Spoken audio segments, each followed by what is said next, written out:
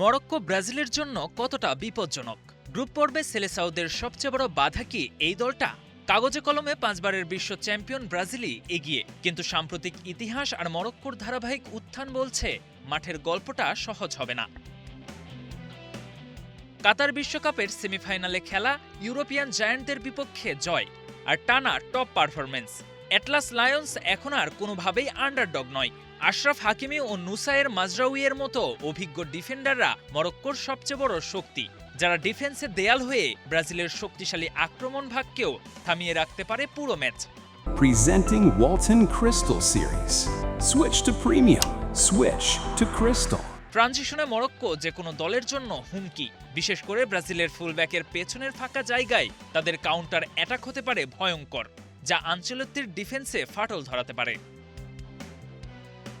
মাঝমাঠে লিলের তরুণ আয়ুব বুয়াদ্দি ও অভিজ্ঞ আজেদিন উনাহির দারুণ সমন্বয় প্রতিপক্ষকে চাপে রাখার পাশাপাশি ম্যাচের নিয়ন্ত্রণ নিজেদের হাতে রাখতে বেশ কার্যকর। উইংগুলোতে তাদের গতি বিধ্বংসী, যা যে কোনো রক্ষণকে মুহূর্তেই ভেঙে দিতে পারে। মাস্টারমাইন্ড মোহাম্মদ ওয়াহাবির আক্রমণাত্মক ও আধুনিক ফুটবল হতে পারে ব্রাজিল দলের মাথা ব্যথার কারণ। সাম্প্রতিক পারফরম্যান্সও মরক্কোর পক্ষেই সায় দিচ্ছে।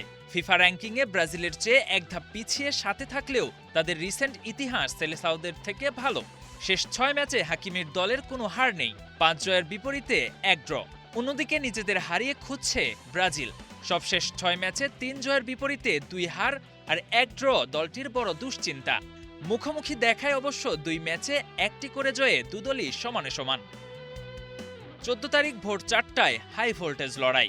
অতীত ইতিহাসে ব্রাজিল এগিয়ে থাকলেও মরক্কো সহজ প্রতিপক্ষ নয়। সেলেসাওদের তারকা ভরা আক্রমণের বিপরীতে অ্যাটলাস লায়ন্সের শক্ত রক্ষণ আর দ্রুত কাউন্টার সেলেসাওদের জন্য হতে পারে বিপজ্জনক। কেএম সনে, স্টার প্লে।